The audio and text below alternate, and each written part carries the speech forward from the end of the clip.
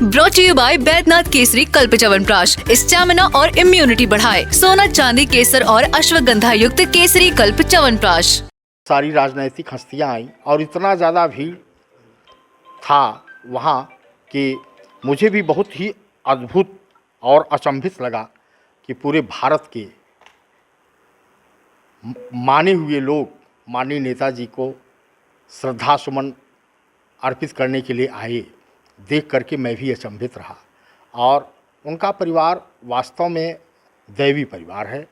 इस समय मेरे साथ घनश्याम पंडित जी हैं। इन्होंने आज नेताजी मुलायम सिंह यादव का अंतिम संस्कार करवाया।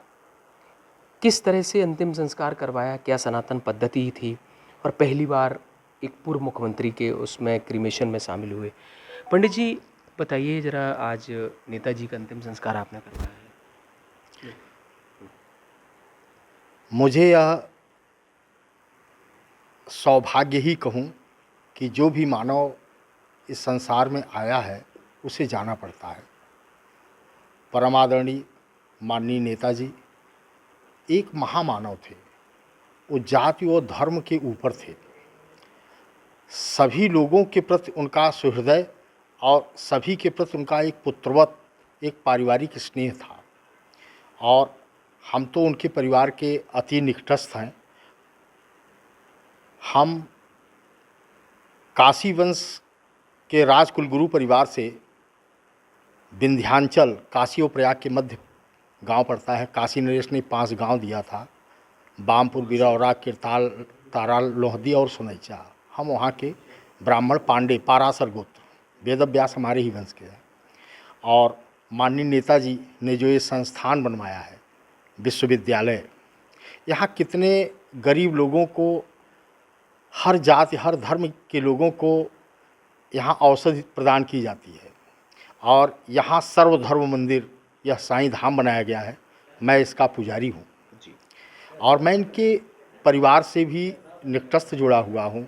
माननीय नेताजी को बहुत कई बार हमको उनको तिलक करने का, रक्षा सूत्र बांधने का हमें सौभाग्य प्राप्त हुआ है और हम अभिभूत हैं कि उस महामानव के अंतिम कार्यक्रम में हमें दीप प्रज्वलित करने का और उनका सनातन धर्म पद्धति से अंतिम संस्कारों का कराने का अवसर प्राप्त हुआ। और मैं उस महान आत्मा को और उनके परिवार को, महान आत्मा को तो मैं शांति की कामना करता हूँ और उनके परिवार के लिए यश की कामना करता हूँ कि वह परिवार सुख समृद्धि और ऐश्वर्य को प्रदान करे। पंडित जी, जब आपको भी सूचना मिली होगी कि नेताजी का निधन हो गया, उसके बाद अंतिम संस्कार के लिए जब आप पहुँचे, तो जो एक संस्कार होता है एक सामान्य व्यक्ति का, एक व्यक्तित्व की बात करें जो आपने देखा और जो आपने सनातन पद्धति से, तो क्या ऐसा था जो आपने वहाँ अलग भी करने की कोशिश की जिससे कि और अंतिम संस्कार का जो पुण्य लाभ होता है वो किस तरह से होता है? देखिए, अंतिम संस्कारों में सर्वप्रथम शांति पाठ होता है, स्वस्ति वाचन होता है। उसके बाद स्थान देवता, कुल देवता संकल्प होता है जो माननीय पूर्व मुख्यमंत्री अखिलेश जी के द्वारा हम लोगों ने करवाया। संकल्प करा करके उस आत्मा की शांति हेतु हम लोग मंत्रोच्चारण करते हैं। और फिर ये तो सामाजिक परिवेश था, बहुत सारी राजनैतिक हस्तियां आई और इतना ज़्यादा भीड़ था वहाँ कि मुझे भी बहुत ही अद्भुत और अचंभित लगा कि पूरे भारत के माने हुए लोग माननीय नेताजी को श्रद्धा सुमन अर्पित करने के लिए आए। देख करके मैं भी अचंभित रहा और उनका परिवार वास्तव में दैवी परिवार है और उस परिवार पर ईश्वरीय कृपा है। जिस तरह से वहाँ आपके साथ और कौन कौन लोग थे जो इस अंतिम संस्कार के लिए पूर्ण कराने में सहयोग कर रहे थे? एक हमारे साथ लखनऊ से पंडित जी आए थे और एक और यहीं के पंडित जी थे, माननीय तेज प्रताप जो सांसद हैं, लालजी जी यादव जी के दामाद के, उनके मंदिर के पुजारी जी थे, मैं था। 3 लोग, 3 ब्राह्मण वहाँ थे। 3 ब्राह्मणों में जी। तो जो पद्धति थी जो सनातन की, उस पद्धति का पालन किया या कुछ और भी अच्छा करने की कोशिश की जिसमें? देखिए, जो सनातन की पद्धति होती है तो उसका तो ब्राह्मण जो वैदिक ढंग से ही हम लोग मंत्रोच्चार करके और उनकी आत्म शांति की कामना किया है। अब आगे जैसे एक बताते हैं कि जब किसी घाट पे करते हैं तो उनके फूल का भी वो रहता है, विसर्जन का रहता है, तो आगे और क्या-क्या प्रक्रिया रहेगी? अब आगे विचार करके उनके परिवार के साथ फिर उनके फूल को काशी में, प्रयाग में, हरिद्वार में, जगह-जगह पुण्य क्षेत्रों में उसको ले जाया जाएगा, उनके फूल को। अब ये विषय माननीय मुख्यमंत्री जी निर्णय करेंगे और उनके परिवार के लोग। हम लोग सलाह दे सकते हैं। तो जैसे जो भी संस्कार हैं, तो अब आगे का जो सनातन इस तरह का चलता है, तो इसमें क्या कुछ जगहों पर कुछ पाठ होते हैं, तो क्या गरुड़ पुराण जैसे पाठ या इस तरह की भी कोई आप लोगों ने सलाह दी है?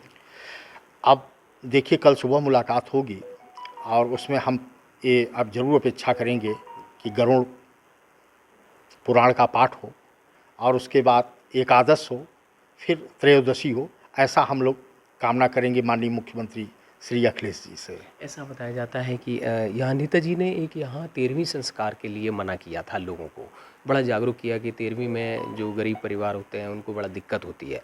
क्या लगता है कि इस पद्धति को भी यहाँ ऐसा लागू होने की संभावना है या आप लोग किस तरह से चीज़ के हैं? देखिए, जहाँ तक मैं मानता हूँ कि माननीय नेताजी के एक बड़े भाई माननीय सांसद तेज प्रताप के बाबा खत्म हुए थे, तो उसमें 13वीं हुआ था उनके यहाँ और ये लोग सनातन धर्मावलंबी हैं।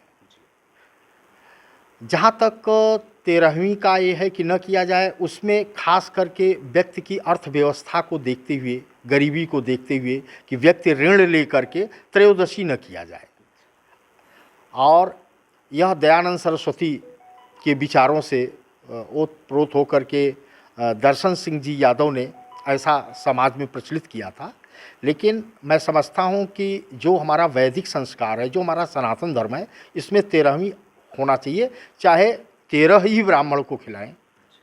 और ये नहीं है, लेकिन अब इनका तो सामाजिक विस्तार बहुत है जी। और परमात्मा ने इनको सब कुछ दिया है, ये सब कुछ कर सकते हैं और हमें विश्वास है कि ये लोग सनातन धर्म को ही मान करके चलेंगे। देखिए, मेरे साथ थे घनश्याम पांडे जी, पंडित जी, जिन्होंने वहाँ पर अंतिम संस्कार में पूजन पाठ विधि से, सनातन विधि से उनके अंतिम संस्कार के कर्म को करवाया और आगे भी जो सनातन पद्धति है उसके अनुसार वहाँ पर इसकी सलाह दे करके आगे और पुण्य लाभ मिले और आत्मा को शांति मिले, इसके लिए लगातार प्रयास करेंगे। और सनातन पद्धति परिवार मानता है, इसके लिए पंडित जी का कहना है कि वह आगे त्रयोदशी संस्कार और सभी संस्कारों का पालन करवाएंगे। मैं अमित तिवारी, यूपी तक, इटावा।